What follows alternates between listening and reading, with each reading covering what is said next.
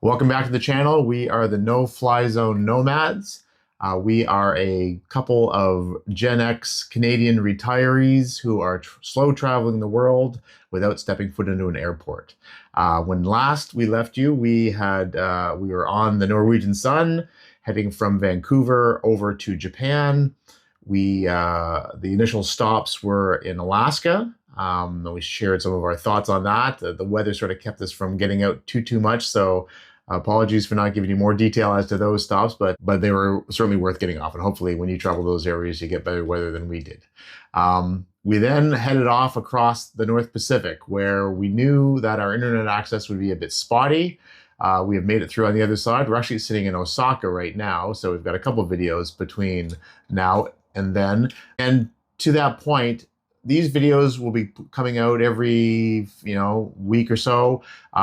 If you want to find out what we're doing at any given day, follow us on Instagram and Facebook. That's where our most current photos and updates are going to be posted. So yeah, we had some rough seas heading out, and there'll be some video and B-roll showing you what that looked like. We went from the nice calm straits of Alaska to some pretty chunky, wavy weather in the North Pacific. So dealing with that and the daily time zone change was not what we were expecting. It was fine, but it took a bit of a toll. And Andrea, your thoughts on coming across and changing the time zones every day? Yeah, we assumed it would be a lot easier doing the time changes gradually while we crossed instead of jet lag after getting off a 12 or 14-hour flight. It's different. It's not necessarily easier. It's just a lot different. So basically, I can't remember how many time zones we went through, at least 9 from Vancouver, where it seems like every night you're turning the clocks back an hour, which is fine, except at some point it does start to really get to you as far as messing up with your sleep. There were many nights we were waking up at 2:30 and 3:30 in the morning. And then I ended up getting a virus. I caught a cold, which probably still can hear, on the boat, and because we were locked inside for so long. And basically we had a catch-up day where we were both exhausted, and we basically napped for several hours in the afternoon, had dinner, came back, fell asleep, and were normal again the next day. So we sort of needed a reset day, and it turned out it was a day that we couldn't go outside anyway, so it was perfect. It's definitely, it probably is an easier way to deal with the time change. It takes a long time. And then we actually lost an entire day. We thought it was a 9-day crossing, but it was an 8-day crossing because we went across the international date line. So for us, October 26, 2025 did not exist. It was the 25th, and then it was the 27th. So now we are 1 day and 13 hours ahead of where our family lives. But yes, and that was a bit of a change. So every day you would you'd be a little bit tired in the morning. It wasn't a big thing, but you'd get through the night's sleep. But then every morning, it's like Groundhog's Day with time zones. You go back, so you sort of feel a bit better. Maybe at 11 o'clock, but you realize you've actually had to roll the clock back. So every day, it's death by 1,000 cuts with time changes. But made it through, feeling much better now with all that. So while that was going on, and the staying in the room was one thing because you really couldn't go outside, but the seas were also making it quite choppy as well too. So dealing with that, it was there was some motion sickness experienced. There's a lot of people bouncing around on the ship, and unfortunately it slowed the ship down a little bit as well too. So we actually didn't get one of our 2 stopovers in Japan. It was supposed to be stopping in Kushiro the first night, and then as a port day, and then the next day would be in Hakodate. In Hakodate. Did not make that, so we got pushed a little bit south. So we missed the whole day there, which is unfortunate. But yeah, the weather, it was a pretty choppy ride. You're going to be in your cabin a lot if you experience that as well. Unless you like to do the activities. Unless you like to do the activities. There's a lot of sort of game show type stuff that goes on in the Grand Theater. There's a lot of live music. Yeah, there's no end of things that happen on the cruise. Again, not really our jam. We were booking this more as a passage. The piece I was going to mention is that there are TVs in all the rooms, of course, and the movie channels. There are 2 movie channels, and on those 2 movie channels are probably 4 movies that repeat over and over and over again. So download, whether it's YouTube or whatever streaming service you have, if you've got the ability to download and have stuff on your devices, I recommend that highly. That was what got us through some very stormy and sick bed days. And I'll talk a bit about the internet towards later on in the video as well. So we didn't get a chance to stop in Kashiro, but we allowed us to get in a little bit early in Hakodate, which is an amazing, amazing port town. We pulled in the evening. The lights were all on in town. It was a calmer evening because we had passed through the storms. And you'll probably be looking at some shots right now of just how beautiful that town was. So we got a nice treat that night. We couldn't get off the ship until the morning, but it just, it was sort of a sigh of relief. We had hit Japan, and we had made the crossing. So that was a lovely, lovely evening. In the morning, we were met with some, again, more gray, drizzly weather. But that was not going to stop us. We were going to get off the ship. This was our first time in Japan. And maybe you want to talk a bit about that experience of stepping off the boat and our afternoon in Hakodate. Yeah, it was interesting because what we didn't realize is that everyone on the boat, whether or not they are getting off, has to go through immigration. So there was almost 2,000 people, or almost 3,000 with staff. And I don't know who got off as far as staff, but even if you were going to turn around and go back onto the boat and not go into town, you still had to go through customs. So they did it by category of, we were a class M or not class M, we were group M. So they did it by group, and we didn't get called. They started at 8 o'clock and we got called at 11:30, or 11:30 we got through. And then, so again, like we were trying to think, like if you're coming off a giant boat that has 9 or 10,000 people on it, which I don't think we'll ever do, but I'm not sure how that would work because it took probably 4 hours at least to get the entire ship done through immigration. So the process of immigration was very smooth. The staff were involved. They had you fill out all your forms the night before and everything. So that was great. And then it was raining, and but we had gear on, so we were fine. And we walked into Hakodate a bit, not too far, maybe like a kilometer or so. And then there was this red brick warehouse complex, which were 4 or 5 buildings, all containing little shops and restaurants. There was a beer hall that we had lunch at, which was great. There were some I mean, this is obviously for tourists, but beautiful pottery store. Like if you wanted Japanese pottery, it was amazing. Very high-end custom clothing, beautiful chopsticks that you could get names engraved on, things like that. So obviously very touristy, very pricey, but also very beautiful. And then there was some more fun things, like there's a crazy burger place there that has a clown out front that's quite famous in Hakodate for a chicken burger that they do. We didn't go there for lunch, but where we did go to the beer hall was really great. And that was where we had salt ramen, which was the first ramen we tasted here. And we had, what else did we have? Gyoza. We had gyoza, and then we also had the calamari. Oh, yes. Oh, no, we didn't have gyoza. We had calamari. That's what we're going to cut that out. We did not have gyoza. We've had gyoza a lot, but not there. Yeah, and it was very drizzly the whole time we were out. Then we got back to the ship, and then the sun came out, which made me a little bit mad, but whatever. And then we did get to see a beautiful sunset on the back, off the back of the ship that night. And then we left port in the evening and had a sea day on our way down to Yokohama. Yeah. It was Hakodate. It was just Hakodate. I keep getting that backwards. I was so good when I was there, but now that it's a few days ago, I've forgotten it all. It was a really cute town. We saw a little tiny bit of it.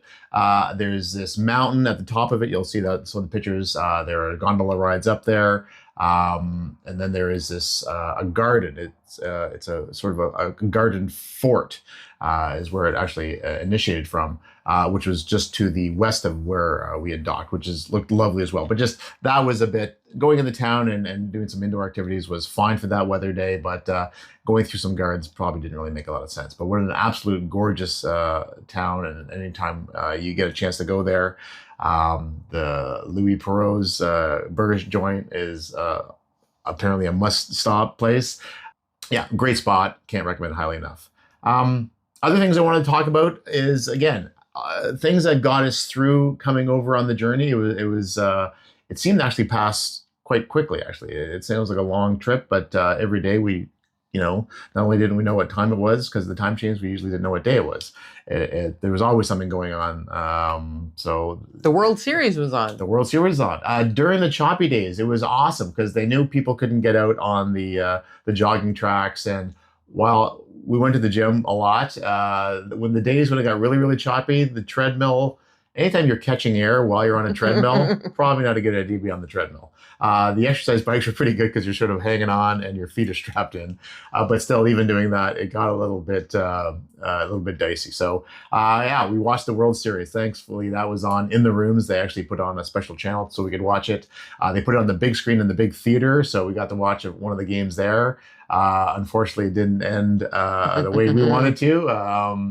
Actually, it's kind of funny when we landed in Yokohama and even in Osaka, with all this signage, you think Japan won the World Series between Otani and their pitcher as well. I forget his name at the moment, but their pitchers are up everywhere. They are absolute idols over here.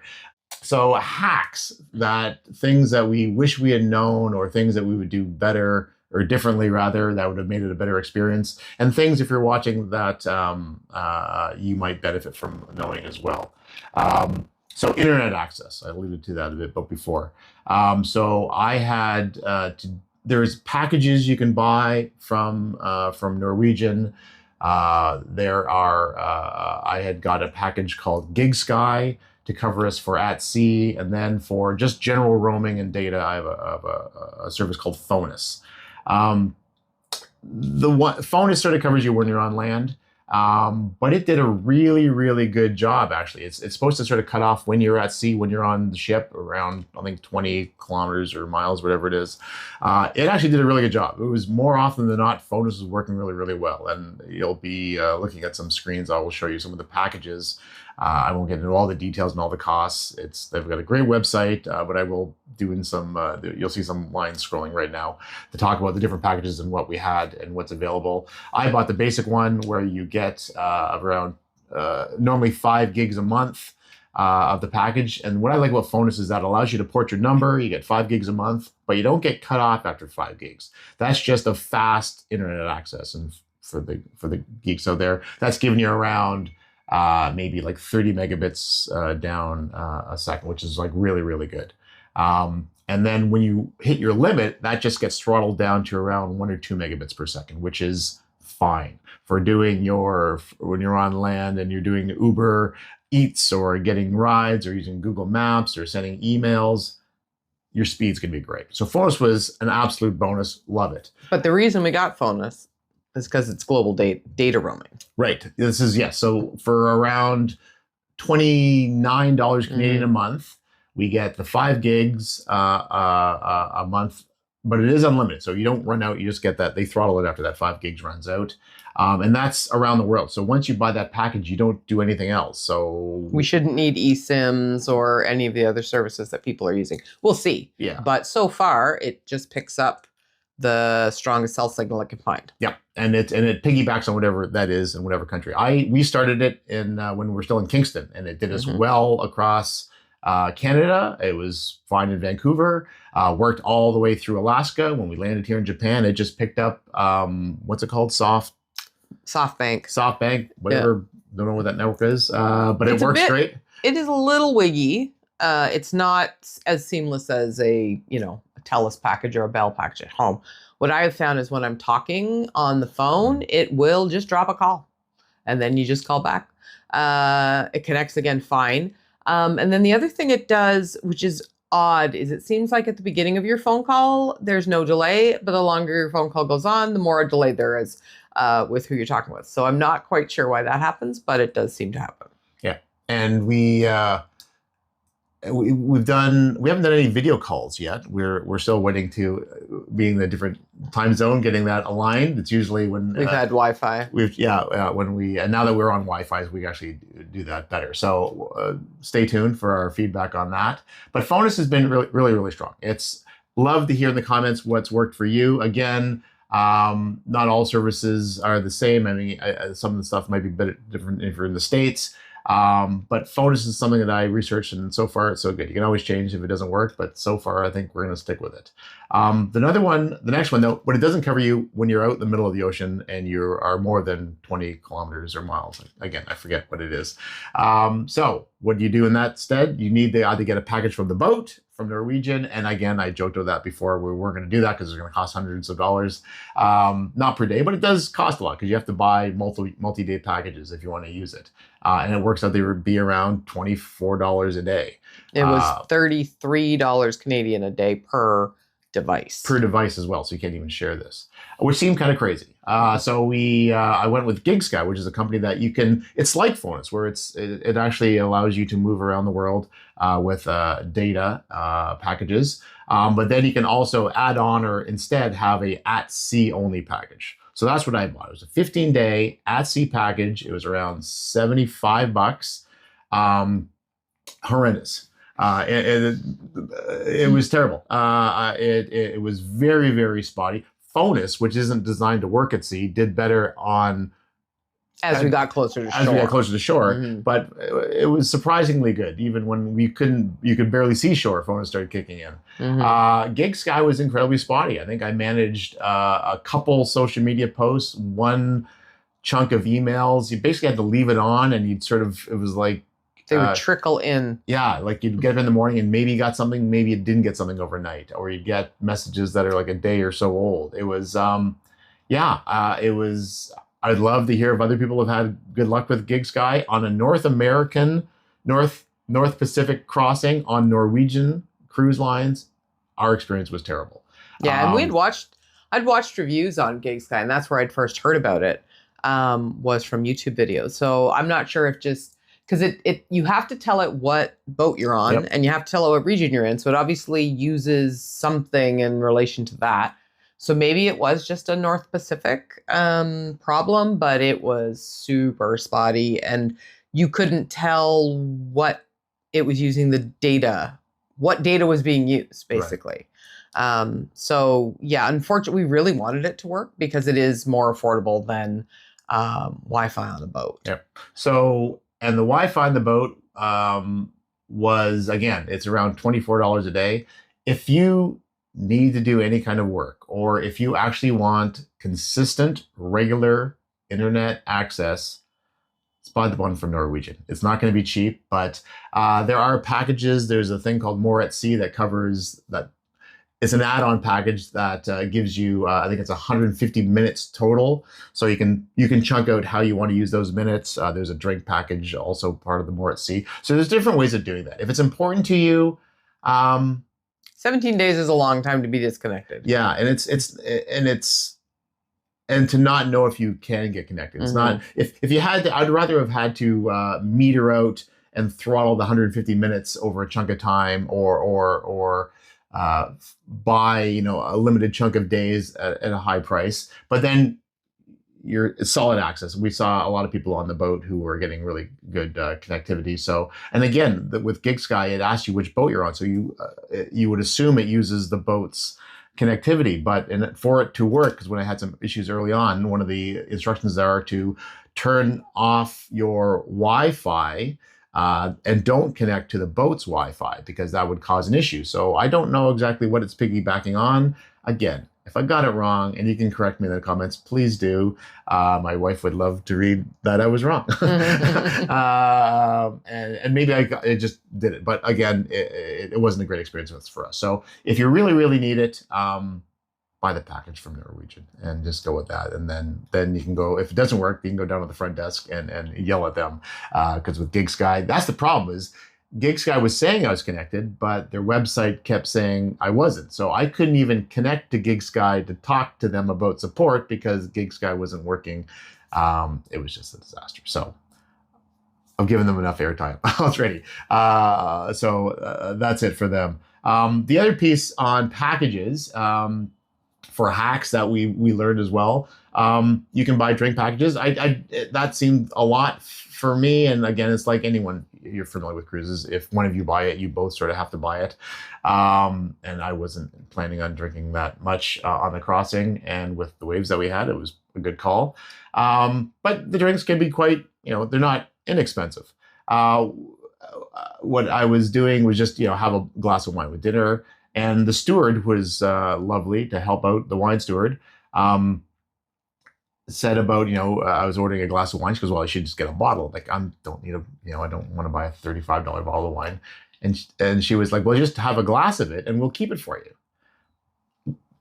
Amazing service. So you could actually buy a bottle, and instead of it was $38 for a bottle, right, or $15 for a glass. Right. So if you just order a bottle of wine, like you can't leave the restaurant with it, can you? Yeah, actually you can. You own that bottle of wine. So if you get 4 drinks or 5 drinks out of a bottle of wine, that is much less expensive than the $15 and change and the per glass of and you could have taken it back to the room if you wanted to, but I was tempted. You just left it with them and had a glass every night and kept ordering bottles, and it worked fine. So it's not a big hack, but it was just something that saved a lot of money, though. It did, and it was just it was lovely to have that, and for them to recommend that. So that's just something. If you're deciding whether or not, it's not an either or.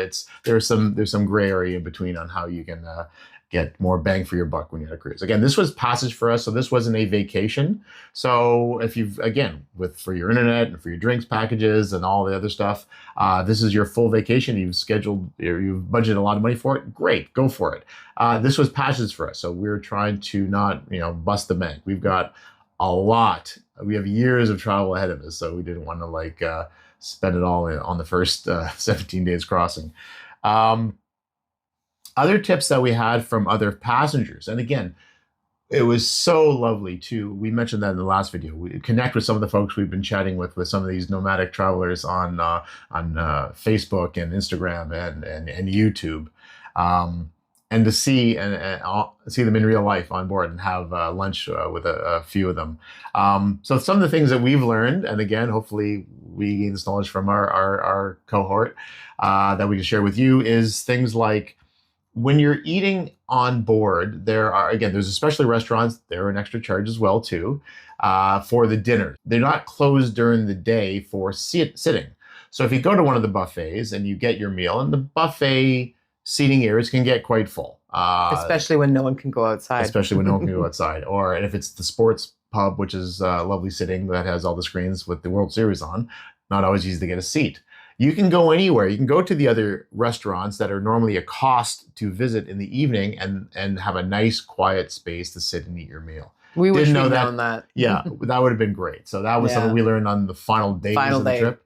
So again, the boat they're big. Well, this boat actually comparatively isn't that large, but they can feel really, really, really small very, very quickly when there's a lot of activity going on in congested areas. So the opportunities to spread out exists. So yeah, don't feel you're confined to just eating in the buffet areas. You can go to some of the nicer restaurants for seating. Communications. You want to talk about the communications or the lack thereof on the boat? Yeah, Norwegian needs to really improve their communications. I will say, I found, I was quite surprised when we got to the room and there really wasn't a lot of information. I thought, oh, it's going to be on the screen. Not really great information. It's almost like there's an assumption that everyone on a cruise has done this before, which this was our first one. So we weren't sure what to expect. We didn't know how it was all going to work. I did know that it was called freestyle dining on this cruise, where you didn't need reservations at any of the restaurants. You might have to sit and wait, and they'll give you a pager, just like any restaurant in the real world. But what we didn't know was, so there were a lot of announcements. Well, not a lot of announcements even. Really, the captain would come on at noon every day. If there was other stuff going on, he might come on at 9 in the morning or at 4 in the afternoon. But most of the time, he just came on at noon. he gave you like an update on where we were in the world and the weather and the high and lows we would be going through as far as barometric pressure and how that was going to affect us, and how stabilizers were working so hard to keep us afloat in the ocean, or in the rough ocean. But really what we didn't know, so I would run if we were in our room to open the door so I could hear the announcements because they're in the hallway. And so if you're in public spaces, you can hear them, but in your room, you can't. It sounds like Charlie Brown's teacher. It's just like, what's that guy saying?